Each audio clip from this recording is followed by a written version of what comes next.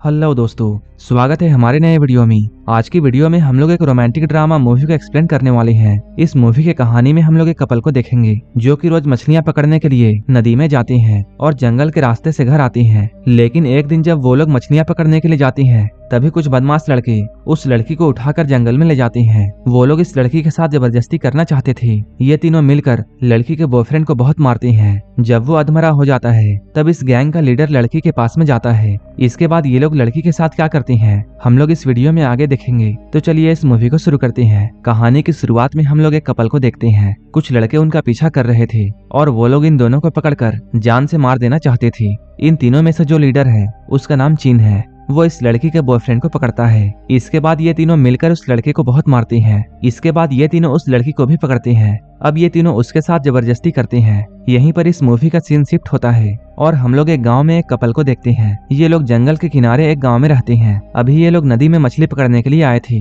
लड़की का नाम बुआ है और वो गूंगी है। वहीं लड़के का नाम जॉन है। ये दोनों एक दूसरे को बहुत पसंद करते हैं और शादी करना चाहते हैं। मछलियां पकड़ने के बाद जब ये लोग अपने गांव में वापस जा रहे थे तभी कुछ बदमाश इनके तरफ पत्थर फेंकते हैं और पत्थर मारकर यहाँ से जल्दी से भागते हैं। पत्थर लगने की वजह से बुआ के सर से खून निकलने लगता है। इसके बाद बुआ अपने घर जाती है। उसकी मॉम उसके जख्म पर दवाइयां लगाती है। लेकिन तभी अचानक बुआ रोने लगती है क्योंकि उसे अपने डैड की याद आ रही थी। वो उन्हें बहुत मिस करती है। यहीं पर हम लोग ये जानते हैं बुआ का फादर इन दोनों को छोड़कर किसी दूसरी औरत के साथ रहता है। इसके बाद बुआ की मॉम जॉन के पास में आती है। वो कहती है तुम्हें बुआ से दूर रहना चाहिए क्योंकि मेरी लड़की गूंगी है और वो तुम्हारे लायक नहीं है। मेरी बेटी तुम्हारे फैमिली के साथ नहीं रह सकती है क्योंकि तुम्हारे घर के कोई भी लोग इसे एक्सेप्ट नहीं करेंगे। लेकिन जॉन कहता है मुझे इन बातों से कोई भी फर्क नहीं पड़ता है। मैं बुआ से बहुत प्यार करता हूँ और उसी से शादी करूंगा। इसके बाद जॉन अपने घर जाता है। अब वो अपनी मॉम से बातें कर रहा है। जॉन के माँ बाप उसे समझाते हैं।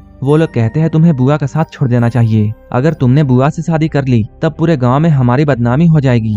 जॉन को ये बात सुनकर बहुत गुस्सा आता है और वो यहाँ से उठकर चला जाता है। वहीं दूसरी ओर हम लोग कुछ लड़कों को देखते हैं जो कि अभी एक होटल में बैठे हुए थे। तभी यहाँ पर एक वेट्रेस आती है। उस वेट्रेस को ये तीनों घूर रहे थे। जब वेट्रेस इनके पास आती है तब ये लोग उसे छेड़ने लगते हैं। इन लोगों के ऐसे हरकतों से उस लड़की को बहुत गुस्सा आता है और वो चीन को एक थप्पड़ मारती है। इसके बाद हम लोग चीन को उसके घर में देखते हैं। चीन की शादी हो चुकी है। उसकी वाइफ उससे पूछती है तुम अब तक कहाँ थे। चीन की वाइफ उससे बहुत परेशान थी क्योंकि चीन ना तो कोई ढंग का काम करता था और ना ही वो घर में रहता था। वो कहती है तुम हमेशा अपने दोस्तों के साथ घूमते रहते हो। तुम्हारी कोई भी हरकत अच्छी नहीं है। इधर हम लोग जॉन और बुआ को फिर से देखते हैं। ये लोग मछली पकड़ने के लिए एक नदी में जाते हैं और वहीं पर उसे बनाकर बड़े मजे से उसे खाते हैं। यहाँ ये दोनों बहुत खुश थे। वहीं हम लोग फिर से उन बदमाशों को देखते हैं जो कि एक औरत की मछलियां चुरा रहे थे। चुराए हुए मछलियों को ये लोग बड़े आराम से पकाकर खाते हैं। ये लोग जब मछलियों को खाते हुए बातें कर रहे थे तभी इन दोनों को जॉन और बुआ आते हुए दिखाई देते हैं। ये लोग अभी मछलियां पकड़कर गांव की तरफ जा रहे थे। अब ये तीनों इनके सामने आकर इनका रास्ता रोकते हैं। ये तीनों बदतमीजी करने लगते हैं।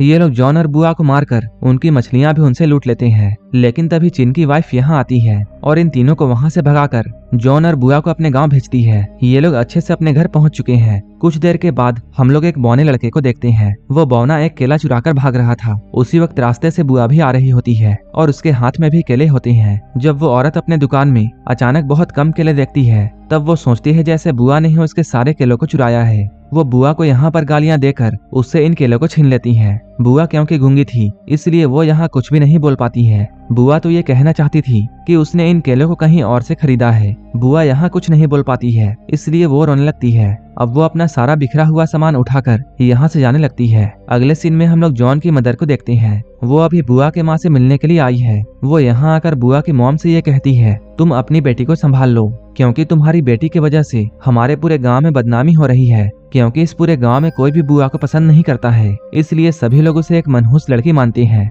बुआ भी जॉन की मदर की इन बातों को सुनती है और ये सुनकर उसे बहुत दुख होता है। बुआ तो एक सीधी साधी लड़की है जो कि जॉन से बहुत प्यार करती है। इसके बाद बुआ अकेले एक जगह पर जाकर वहाँ बैठकर रोने लगती है। बुआ जब यहाँ रो रही थी तभी यहाँ पर जॉन आता है। वो बुआ को रोता हुआ देखकर उसे चुप करता है। वो अपनी प्यारी प्यारी बातों से उसका मूड ठीक कर देता है। अब ये लोग नदी किनारे जाकर मछलियाँ पकड़ना शुरू कर देते हैं। तभी यहाँ पर उन तीनों बदमाशों में से 2 लोग आते हैं और वो लोग अचानक बुआ को पकड़कर जंगल की तरफ ले जाते हैं। तभी जॉन भी इनका पीछा करते हुए यहाँ आता है और वो बुआ को बचाने के लिए इन लोगों से लड़ाई करने लगता है। तभी चिन भी यहाँ आ जाता है। अब ये तीनों मिलकर जॉन को बहुत मारते हैं। जॉन को मारकर अधमरा करने के बाद चिन बुआ को पकड़ता है। इसके बाद वो जॉन के सामने ही उसके साथ जबरदस्ती करता है। इसके बाद बारी बारी से ये तीनों लोग बुआ के साथ बहुत गलत करते हैं। जब इनका काम खत्म हो जाता है तब ये लोग इन दोनों को मारने का प्लान बनाते हैं, लेकिन बुआ इन लोगों से रिक्वेस्ट करती है कि वो लोग इन दोनों को जान से ना मारे। बुआ हाथ जोड़कर इन तीनों से रिक्वेस्ट कर रही होती है। वो अपनी जिंदगी के लिए इन तीनों से भीख मांगती है, लेकिन इन तीनों को उन दोनों पर रहम नहीं आता है और इसके बाद ये लोग उन दोनों को मार देते हैं। अब ये तीनों जॉन और बुआ को मारकर जमीन में दफन कर देते हैं। अब बहुत रात हो चुकी है। इधर हम लोग बुआ की माँ को देखते हैं। वो अपनी बेटी का वेट कर रही थी, लेकिन अभी बुआ की मॉम को जरा भी होश नहीं था कि उसकी बेटी तो मर चुकी है। जब पूरी रात वेट करने के बाद बुआ अपने घर नहीं आती है, तब बुआ की मॉम जॉन के घर में जाती है और वो बुआ के बारे में इन लोगों से पूछती है। तभी ये लोग बुआ की मॉम को ये बताते हैं उनका बेटा भी कल रात से घर नहीं आया है। अब ये सारे फैमिली वाले मिलकर उन दोनों को ढूंढने में लग जाते हैं। अब ये लोग नदी के किनारे पहुंच चुके हैं, लेकिन बुआ और जॉन का यहाँ नामो निशान नहीं था। लेकिन तभी इन लोगों को एक औरत मिलती है। उस औरत से ये लोग अपने बच्चों के बारे में पूछते हैं। वो औरत कहती है, मैंने उन दोनों को जंगल की तरफ भागते हुए देखा है और उनके पीछे 3 बदमाश लड़के पड़े हुए थे। इसके बाद उन दोनों के पेरेंट्स चिन के पास में जाते हैं। वो लोग चिन से अपने बच्चों के बारे में पूछते हैं, लेकिन चिन इन्हें कुछ भी नहीं बताता है और वो इन सभी का इंसल्ट करके यहाँ से इन्हें भगा देता है। अब ये दोनों फैमिली वाले मिलकर पुलिस के पास में जाते हैं। ये लोग अपने बच्चों के बारे में मिसिंग रिपोर्ट लिखाते हैं, लेकिन इनके पास कोई भी सबूत नहीं था, इसलिए पुलिस इनकी ज्यादा मदद नहीं कर पाती है। क्योंकि ये लोग बहुत गरीब थे, इसलिए इनकी मदद कोई भी नहीं करता है। अब ये लोग निराश होकर अपने घर में आते हैं। बुआ की मॉम अपनी बेटी को याद करके बहुत रोती है। इसके बाद हम लोग इन तीनों में से एक लड़के ली को देखते हैं, क्योंकि जॉन और बुआ के साथ गलत करके वो बहुत उदास था। लेकिन तभी उसके दोस्त यहाँ आकर उससे ये पूछते हैं, तुम इतने उदास क्यों हो? ली उन लोगों से ये कहता है, हमें गांव वालों को ये बता देना चाहिए कि हमने ही उन दोनों को मारा है। जब चिन उसकी इन बातों को सुनता है तब वो बहुत गुस्सा होता है और वो गुस्से में एक गन को निकालकर उसी की तरफ तान देता है। और चिन उस लड़के से ये कहता है, अगर ये बात किसी को भी पता चली तब हम सभी लोगों को जेल हो जाएगी। इसलिए वो लोग ली को समझाकर किसी को ना बताने के लिए कहते हैं। इसके बाद ये तीनों जंगल में जाकर शिकार करने लगते हैं। ली अभी बहुत डरा हुआ था। तभी यहाँ पर ली को बुआ दिखाई देती है। इन तीनों को ऐसा लगता है जैसे यहाँ पर बुआ का भूत है। अब ये तीनों डरकर यहाँ से भागते हैं। इसके बाद ये लोग रात में एक जगह पर मिलते हैं। हम लोग ये देखते हैं यहाँ पर कुछ लड़कियां भी होती हैं। इन सभी ने यहाँ पर काफी ड्रिंक किया था और ये सारे लोग बहुत नशे में होते हैं। अब ये तीनों अपने घर जाने लगते हैं, लेकिन तभी इन तीनों को एक एक करके बुआ दिखाई देती है। अब ये तीनों बहुत डर जाते हैं। कुछ दिनों के बाद ही इन तीनों को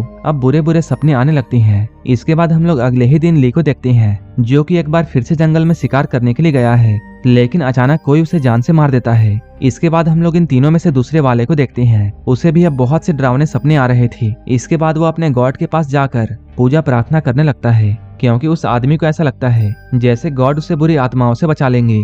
इसके बाद हम लोग चिन को देखते हैं। उसे भी बहुत से डरावने सपने आ रहे थे। अगले दिन दूसरे नंबर वाला दोस्त नदी में मछली पकड़ने के लिए जाता है, लेकिन तभी कोई उसे नदी में डुबाकर जान से मार देता है। अब बस सिर्फ एक ही इंसान बचा था और वो था चिन। जब वो रात में आराम से अपने घर में लेटा हुआ था, तभी अचानक उसे कुछ आवाजें सुनाई देती हैं। वो यहाँ पर उठ जाता है और उस आवाज का पीछा करने लगता है। तभी अचानक उसे बुआ दिखाई देती है। वो चाकू लेकर बुआ को मारने के लिए आगे बढ़ता है। वो चाकू से बुआ पर वार करता है, लेकिन जैसे ही वो सामने जाकर देखता है तब वो पाता है ये तो उसकी बीवी है। ये देखकर वो बहुत डर जाता है और गुस्से के मारे चिल्लाकर रोने लगता है। वो यहाँ पर अपनी बीवी के मौत का शोक मना ही रहा था, लेकिन तभी कोई पीछे से आता है और उसे मारकर बेहोश कर देता है। अगले ही दिन जब चिन को होश आता है तब वो देखता है उसे किसी ने बांध दिया है और उसके गले में भी एक रस्सी बंधी हुई है। यहीं पर बुआ और जॉन एक साथ यहाँ आते हैं। यहाँ पर बुआ और जॉन चिन को ये बात बताते हैं कि वो लोग उस वक्त तो मरे ही नहीं थे, बल्कि जिंदा थे। आखिर ये लोग वहाँ से जिंदा कैसे बचे?